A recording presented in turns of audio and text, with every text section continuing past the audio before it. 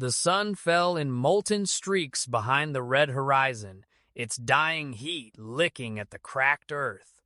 Dust clung to Julia Carter's skirts, heavy with sweat and grief.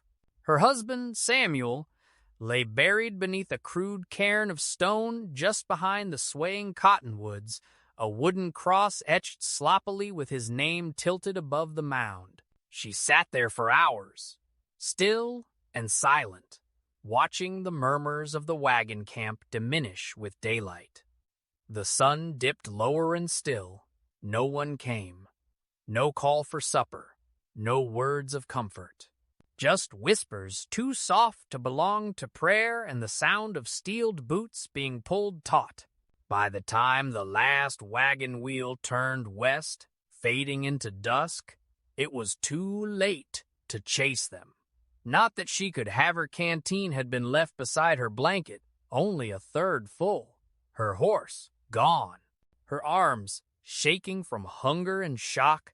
A scrap of paper was tucked into her satchel, unsigned.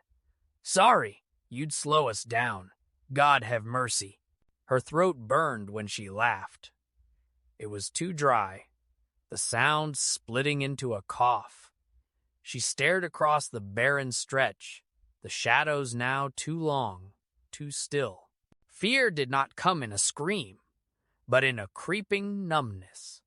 No noise, no wind, just heat fading into cold, and the truth buzzing like a fly near Samuel's grave. She was alone, and nobody was coming back. Wind stirred the scorched earth, lifting eddies of sand that danced in the air like restless spirits. Julia stumbled forward, her boots half buried in the loose grit, lips cracked and bleeding, vision blurred from the sun's merciless glare. The canteen hung empty at her hip. For hours, maybe days, she had trudged westward without direction, holding on to sheer instinct and the faint memory of a creek bed she thought might still run. It didn't. Her breath came in ragged pulls. The desert stretched endless, shimmered cruelly in waves of heat, shadows of her former life, of Samuel's laugh and calloused hand brushing hers, flickered behind her eyes until even those began to fade. She sank to her knees. The world screamed in silence around her. Then soft but undeniable crunch. A footstep against sand and stone.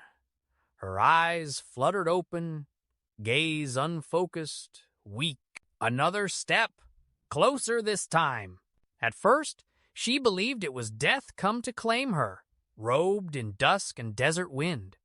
Then the silhouette sharpened a figure, steady and tall, moving toward her with the sun at his back.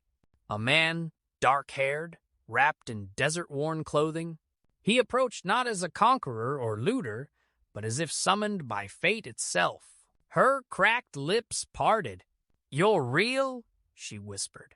He said nothing, only knelt beside her, offering a gourd. Cool water touched her mouth in gentle trickles. Finally, her body broke into shudders. For the first time in days, perhaps weeks, Julia Carter cried. The sun had barely crested the canyon rim when Julia stirred from her cot inside the earthen shelter. Her muscles ached from the prior day's labor, her hands raw from grinding corn, shoulders sore from the awkward effort of lifting clay pots into the smokehouse. Despite the pain, she found herself rising, not from obligation, but drive. When she stepped outside, the morning air held a quiet reverence. Tasso stood near the central hearth, his dark eyes fixed on the horizon, arms crossed over his chest.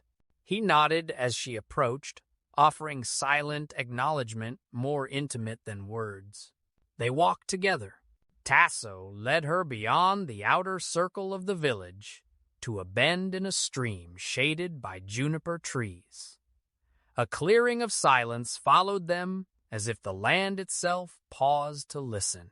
He handed her a bow he had fashioned it for her hands, smaller, carefully strung. Julia glanced at him, brow furrowing. I'm no hunter. You are, he said. You've just forgotten. He watched her awkward stance, corrected her grip gently. His hands hovered near hers firm, but careful, never imposing. Under his guidance, she loosed an arrow. It missed, buried in dirt. But her second struck a tree trunk solidly. Their eyes locked. Pride glimmered in Tasso's still expression. Julia breathed deeply. Dust and cedar in her lungs, a flicker of something awakening in her chest. Not dependence, not fear. Something different, something beginning. They didn't speak. They didn't need to. The morning sun crept gently over the canyon rim, painting long gold shadows that danced across the village. Julia stood outside her modest dwelling, hands dusted with blue cornmeal from helping prepare the day's bread, her gaze tracing the horizon unconsciously. It had been months since she first awoke in this place half broken and full of questions. Now, her limbs knew the rhythm of this land. Her scars, both hidden and seen, no longer stung. Shima walked beside her, holding 2 clay bowls of tea. They'd stopped fighting weeks ago about small things, about everything, and now their silences were companionable. You still look east too often, Shima said softly, without bitterness. Julia accepted the tea, her lips turning upward. Old habits. Shima grunted a sound halfway between laugh and sigh. The East remembers you, but it does not own you.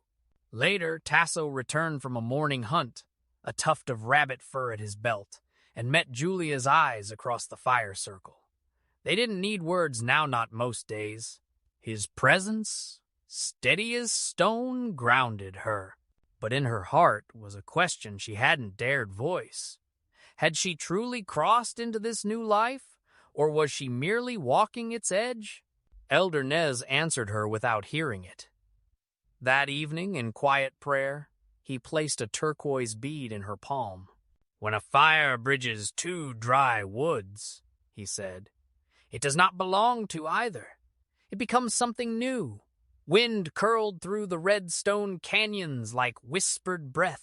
Julia stood on a narrow ridge beside Tasso, her skirt brushing sandstone dust as her eyes followed the world below where the desert hummed with heat and silence. It had been weeks since the confrontation with Wade Bennett, yet the echoes of that day still clung to her spirit. Earlier that morning, Elder Nez had summoned her beneath the bluff where the canyon walls sloped inward like folded hands in prayer. The elder sat, legs crossed, surrounded by ochre markings smeared on flat stones, symbols of dreams, of journeys, of voices heard and remembered. Julia knelt on the ground opposite him, the earth warm beneath her knees. You are between names, Elder Nez said, his voice like dry leaves. Between winds, not lost, but not yet settled. Julia swallowed. Something warm built behind her ribs, an ache laced with gratitude and grief. Do all spirits pass through this canyon? She asked softly. He nodded. This place listens when people forget to speak. Even your husband, his voice followed you here. But it is your voice this land now waits to hear. Later, alone among the rocks, she pressed her palm to the canyon wall. The stone was cool, still grooved from centuries of stories told in wind and time. She spoke aloud then, unsure whether to the canyon, the ghosts, or herself. Her voice, halting at first, grew steady. I am not who I was, and I don't regret surviving. The wind stirred, and in its hush, she thought perhaps the canyon whispered back. The cracking breeze of dusk stirred the dust at Julia's feet as she stepped from the shelter, her breath catching at the stretch of crimson sky, swallowing the horizon. The air was drier here, but somehow kinder, like the land had accepted her presence in slow degrees, one grain of sand at a time. Behind her, the low walls of the village breathed smoke and voices, children laughing, women in quiet work, the soft rhythm of life returning after another day.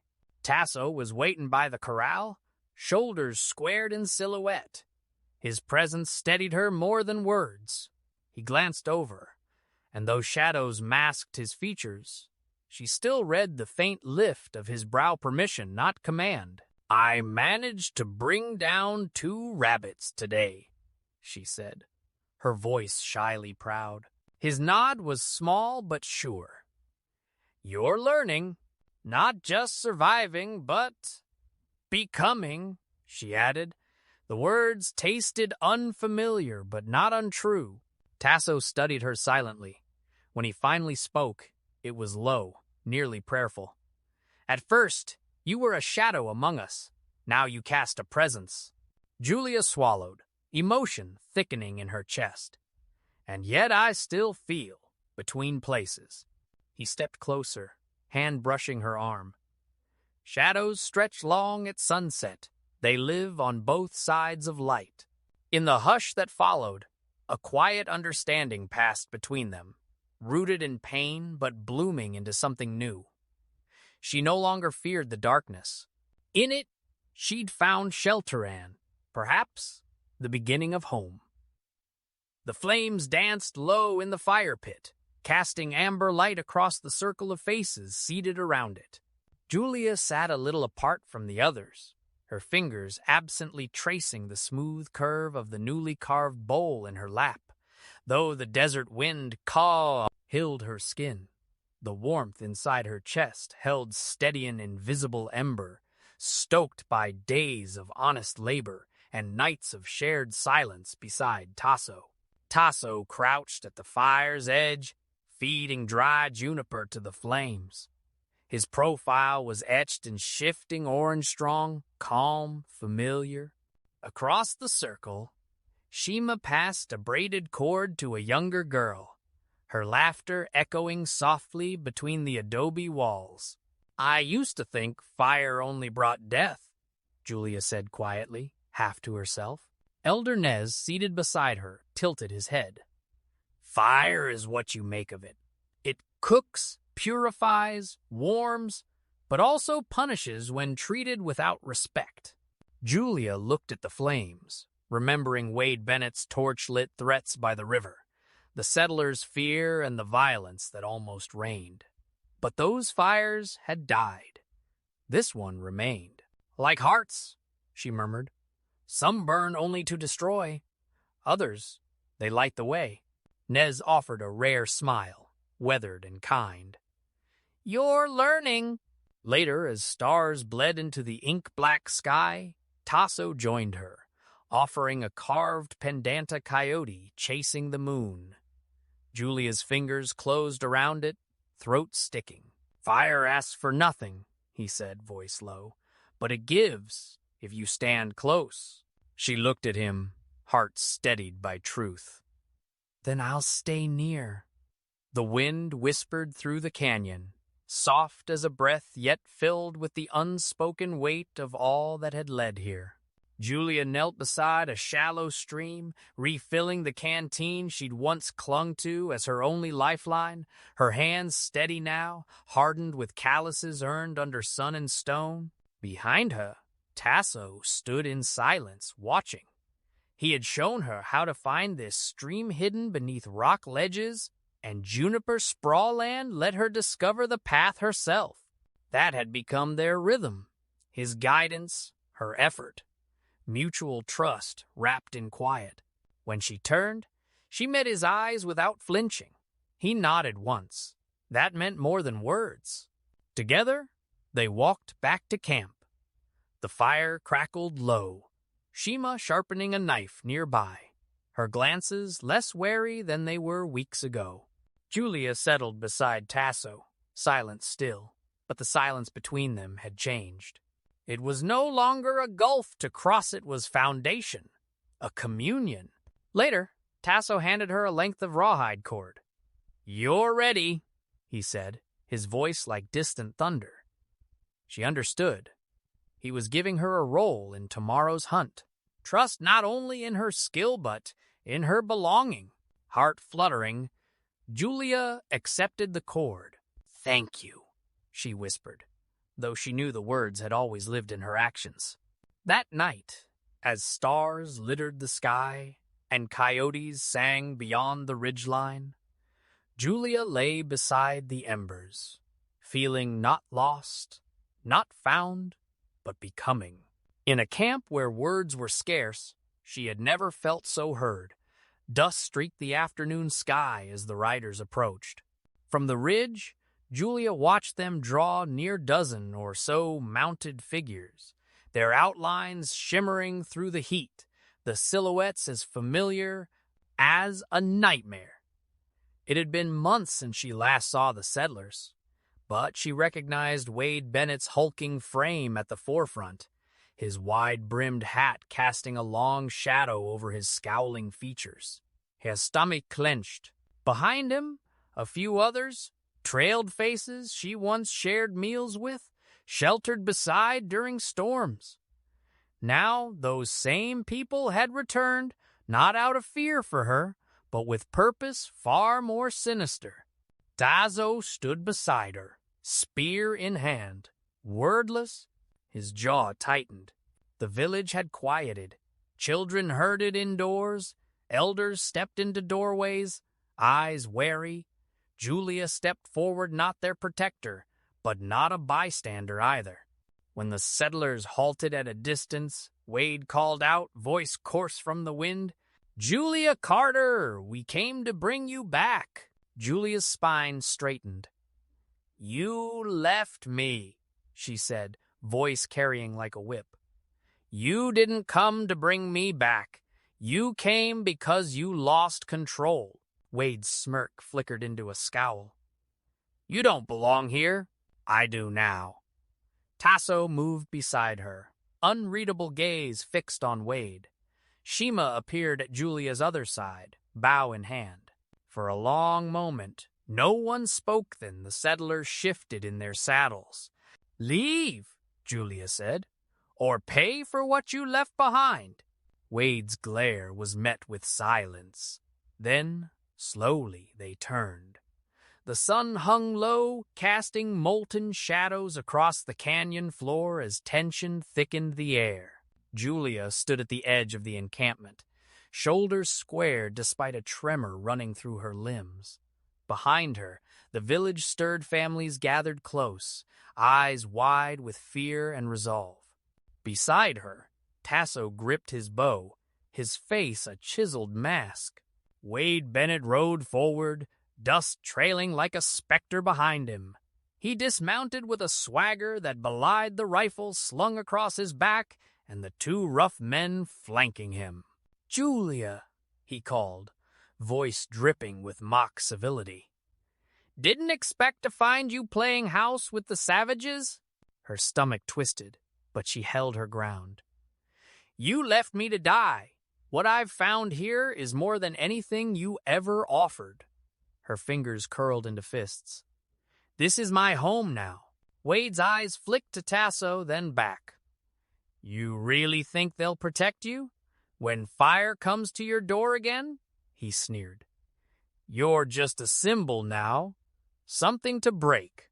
Behind Wade, Miriam Dalton shifted uncomfortably, eyes darting from Julia to the gathered villagers. Julia caught the flicker of guilt and fear. "I won't go," Julia said, her voice steady. Then, chaos. One of Wade's men raised a pistol. Tasso loosed an arrow, striking true. Dust spiraled as people scattered. When the moment ended, one settler lay bleeding on the sand, Tasso's stance unwavering. Wade cursed and retreated, his dominance crumbling like desert rock. Julia's breath came shaking, heart pounding. She hadn't just survived. She had chosen to fight. The sun had barely crept over the red cliffs when Julia stood atop the ridge, feeling the wind tease the edge of her sha WL. Below, the village Stereta baby's distant cry, the rhythmic sound of grinding corn, a fire crackling to life. Behind her came the soft tread of approaching footsteps. "I didn't think you'd come," came Tasso's voice, low and steady. "I had to," she replied, not turning yet. Her heart drummed an uneven beat, caught between memory and promise. He stepped beside her, his gaze on the horizon where a morning hawk soared. "Wade's offer," Tasso began. "He didn't come to offer anything," Julia interrupted. "He came to take. Again." Silence stretched. The choice she faced was clear as the desert sky. Return to a world that had once defined her, or stay and claim a life she never imagined was hers to have. "I know what returning looks like," she said softly. "Obedience dressed as kindness. Silence mistaken for grace. I am not that woman anymore." Tasso turned to watch her face. "And what do you see now?" "Myself," she whispered. "Somehow, stronger here than I ever was back home." His hand reached for hers. "Not a possession, but an offering." "Then let the world say what it will. You chose." Julia squeezed his hand once, firm and sure. "I choose this. I choose us." Beneath the desert dawn, they stood together, two hearts no longer hiding from their truth. The sun scorched the canyon rim, but within the clay-walled shelter, Julia's hands moved steadily over the stone mortar, crushing dried lavender with leaves Shima had handed her wordlessly. The younger woman's eyes no longer burned with suspicion, rather. They watched with something closer to approval. Julia wiped her brow with the back of her hand, a faint smile playing across her lips. Her skin had browned under the desert sun, her frame lean and sinewed from the unfamiliar but rewarding work. Where she had once quailed at the thought of blood, she now cleaned game alongside Tasso with practiced rhythm. Her stitches had grown neater, her fingers calloused. With each passing day, Julia shed her mourning like a snake cast off its old skin. It wasn't sudden, it wasn't easy, but it was real. She no longer spoke of Missouri except in quiet reflection beneath the stars with Elder Nez, or in memory-dreamed monologues whispered into the wind above the cliffs, where Samuel's voice had once echoed strong and now faded into acceptance. One evening, she laughed, truly laughed, when Neol teased her poor tracking and Tasso, nearby, let the corner of his mouth quirk into an almost smile. That moment anchored something within her. Note lost, note forgotten, becoming. When she helped a girl learn her letters by drawing them in dust, the others took notice. Not as the white woman they feared, but as Julia's sister, teacher, one of them. She'd stepped out of sorrow and into flame, and from it she rose. Sunlight swept over the desert rim like fire across sand, the ochre sky blushing with dawn. Julia stood at the edge of the canyon plateau, her white ceremonial shawl fluttering in the breeze like wings of surrender and defiance stitched into one cloth. The woven symbols marked her passage from one life into another past grief beyond fear. She turned slightly as Tasso approached behind her, his step silent but sure upon the red earth. He carried no weapon, only a leather pouch from which he drew a small talismana-carved bird of turquoise tied with yucca fiber. Without speaking, he held it to her, and she took it, brushing her fingers once over the smooth stone. Elder Nez's voice rose from the circle of gathered villagers, intoning words older than roads, older than laws. Julia walked forward, barefoot like tradition demanded, dust rising around her ankles. Her hair, once curled by iron, now curled freely in the sun, braided loosely with strands of raven's feather, gifted by Shima. Tasso met her in the center, his gaze soft not unlike morning rain carving canyons slowly over time. Their hands joined, forming a bridge stronger than words. No preacher, no bells, only wind and singing earth. In that moment, Julia felt the weight of two lives merge, Missouri's softness fading behind her like mist, and the raw strength of the desert blooming underfoot. She was no longer lost. Not a settler's widow, not a stranger, but a woman reborn in wind and fire, dancing between two skies. The sun dipped low beyond the canyon rim, washing the sandstone walls in a golden hush. Julia sat cross-legged outside the modest shelter she now called home, fingers stained with ink, a folded scrap of parchment resting on her lap.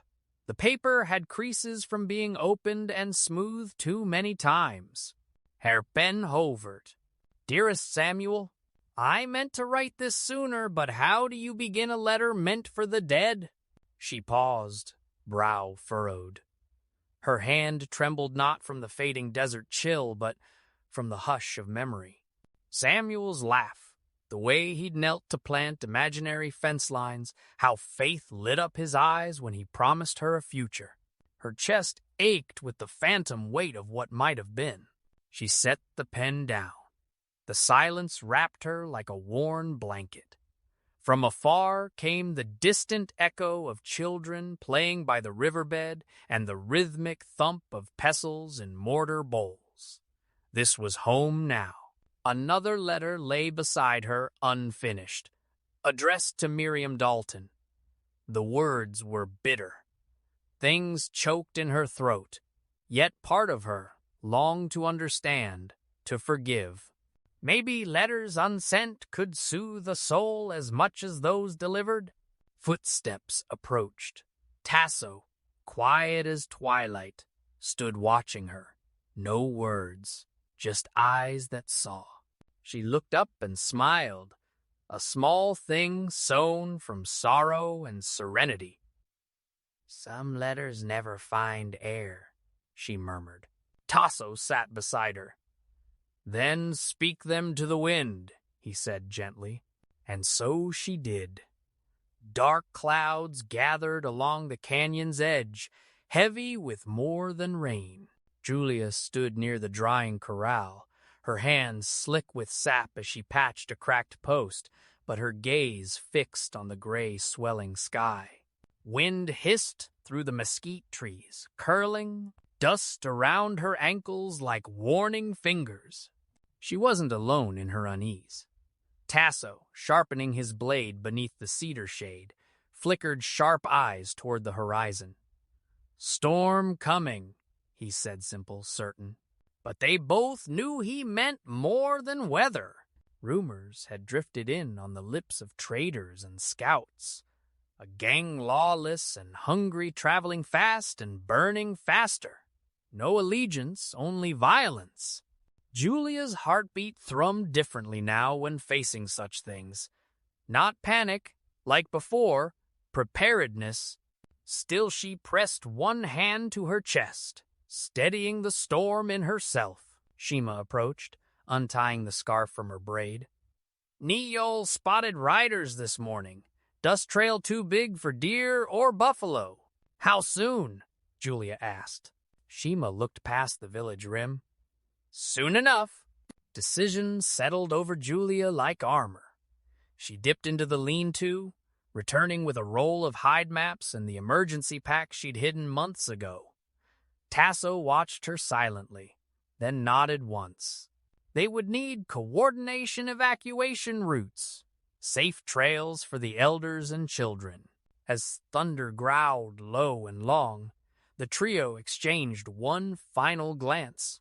In that glance, fire hardened trust. Julia tucked the map under her arm. We're ready, she said. And as jagged lights split the sky, the desert braced for more than just rain.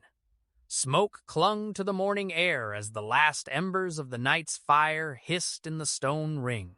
Julia stood side by side with Tasso at the edge of the camp, her hair twisted back, bow gripped in hand, not only symbol but weapon.